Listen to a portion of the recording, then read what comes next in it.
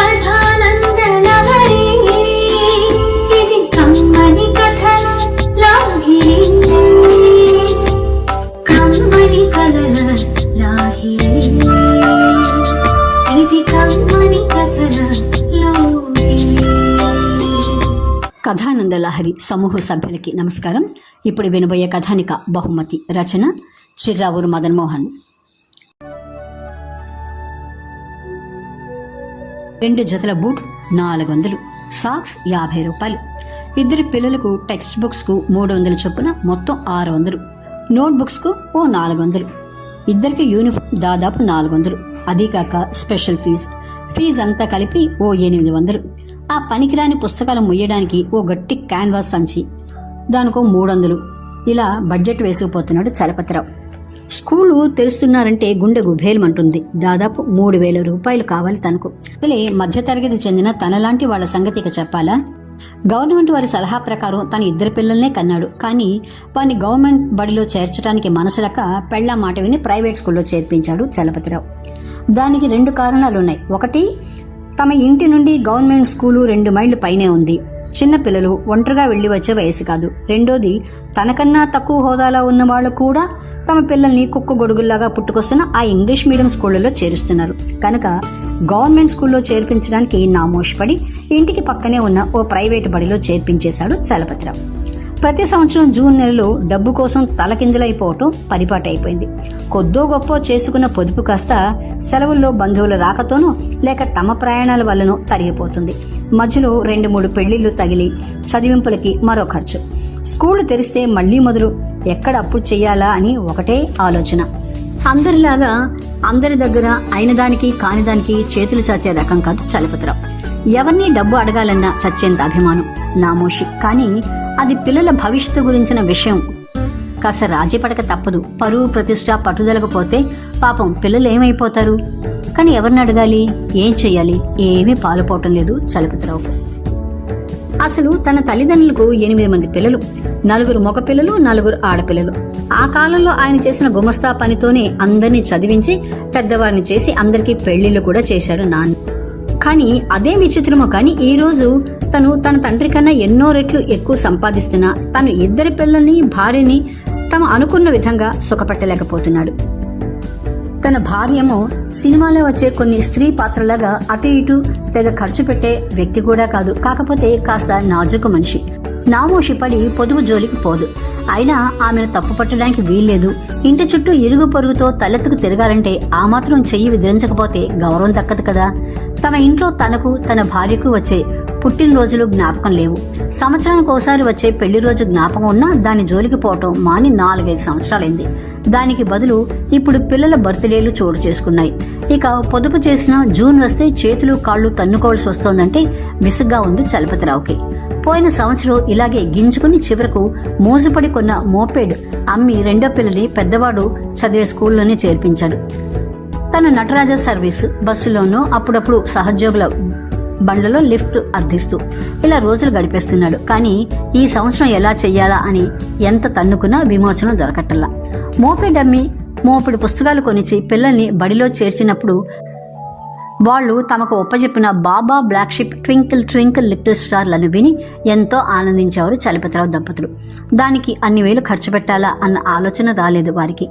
ఆ మధ్య చలపతిరావు తండ్రి వచ్చినప్పుడు, ఏది వీళ్ళకి వేమన శతకం సుమతి శతకంలో ఒక పద్యం కూడా నేర్పినట్టు లేదే వీళ్ళ బడిలో అని అంటే మొగుడు పెళ్లాలు ముఖం చూసుకున్నారు. లోకం మారిపోయి రాకెట్ యుగంలో పరిగెడుతుంటే ఇంకా వేమన సుమతి అంటాడేమిటి ఈ మతిలేని ముసలాయన అని విసుక్కున్నారు ఇద్దరు. మొన్న వేసవి సెలవులకు వెళ్లినప్పుడు తన భార్య పిల్లలకు బట్టల కోసం వారి పుట్టింట్లో ఇచ్చిన 1000 రూపాయలు ఉన్నాయి. కనీసం ఇంకో 2000 రూపాయలు తను ఎక్కడి నుంచైనా సర్దగలిగితేనే తన పరువు దక్కుతుంది. లేకపోతే పసిపిల్లల చదువు ఆదిలోనే హంసపాద అయిపోతుంది. తను పడిన కష్టం అంతా వృధాగా బూడిదలో పోసిన పన్నీరైపోతుంది. ఆఫీస్లో ఏదైనా ఫెస్టివల్ అడ్వాన్స్ వేద్దామంటే తీరా ఈ జూన్ జూలై నెలల్లో పండగలు లేవు. అందుకే ఆ బ్రిటిష్ వాడు జూన్ నుంచి ఏప్రిల్కు అకాడమిక్ ఇయర్ అన్నాడేమో. మొత్తానికి దొరబుర్రే ఇలా ఆలోచిస్తున్నాడు చలపతిరావు. సార్ పోస్ట్ మ్యాన్ కేకతో ఈ లోకంలోకి వచ్చాడు చలపతిరావు. ఏదో రిజిస్టర్డ్ పోస్ట్. సంతకం పెట్టవలసిన చోట పెట్టి కవర్ తీసుకుని తెరిచి చూశాడు. నారీలోకం పత్రిక కార్యాలయం నుంచి తనకు ఉత్తరం. 2000 రూపాయలకు ఒక చెక్కు. తన కళ్ళను తనే నమ్మలేకపోయాడు. గబగబా ఉత్తరాన్ని చదివాడు చలపతిరావు. ఆర్య, మేము నిర్వహించిన మగవారి వంటల పోటీలో వేసవికి తగినట్టు మీరు పంపిన నేషనల్ ఇంటగ్రేషన్ లస్సీకి మొదటి బహుమతి ప్రకటించాం. దానికి సంబంధించిన చెక్ 2000 రూపాయలు దీనితో జతపరుస్తున్నాము. అభినందనలతో సంపాదకురాలు, నారీలోకం పత్రిక. విభ్రమంతో చెక్కును అటు ఇటు తిప్పి చూశాడు చలపతిరావు. 2200 అని మళ్ళీ చూసుకున్నాడు. 2000 దాదాపు ఉత్త పుణ్యానికి వచ్చింది.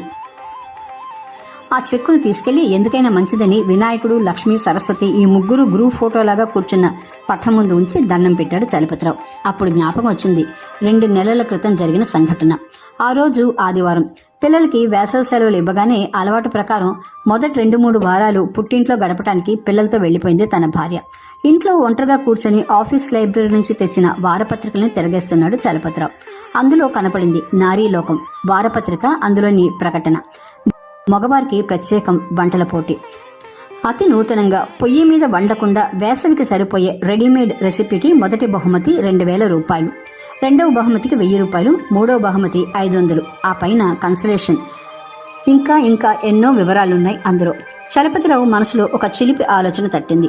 ఆ మధ్య తన స్నేహితునితో ఒక లస్సీ బార్లో లస్సీ తాగితే లస్సీలో మీగడకు బదులు వారి కొట్లో మిగిలిపోయిన బాసుంది కలిపి ఇచ్చాడు. అది జ్ఞాపకం వచ్చింది. వెంటనే ఓ కాగితం కలం తీసుకుని ఇలా రాయటం మొదలుపెట్టాడు. పంజాబులో అందరూ మక్కువతో తాగే తీపి లస్సీని మీగడకు బదులు కలకత్తాలో అందరూ అతి మక్కువతో తినే రసగుల్లాను 4గా కోసి వెయ్యాలి.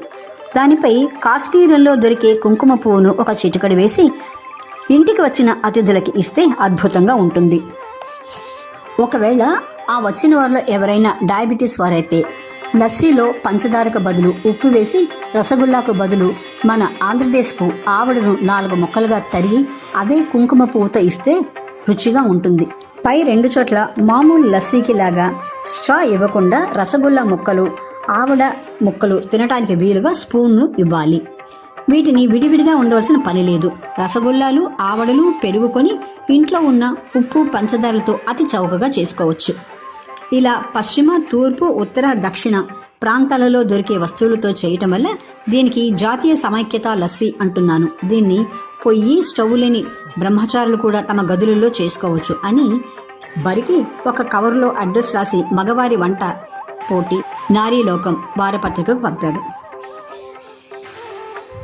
దానికి ఈరోజు మొదటి బహుమతిగా వచ్చిన చెక్కు చెదరిని ఆ చెక్కును తీసుకుని ఆనందంగా బ్యాంకు వైపుకు నడిచాడు మధ్యతరగతి మానవుడు చలపతిరావు. ఈ సంవత్సరం పిల్లల స్కూలు గొడవ గట్టెక్కినందుకు ఆ జాతీయ సమైక్యత లస్సీకి ఆ ఆలోచన కలిగించిన ఆ లస్సీ బార్ అతనికి కృతజ్ఞతలు తెలుపుకుంటూ. కథానిక బహుమతి రచన చిర్రావూరు మదన్మోహన్.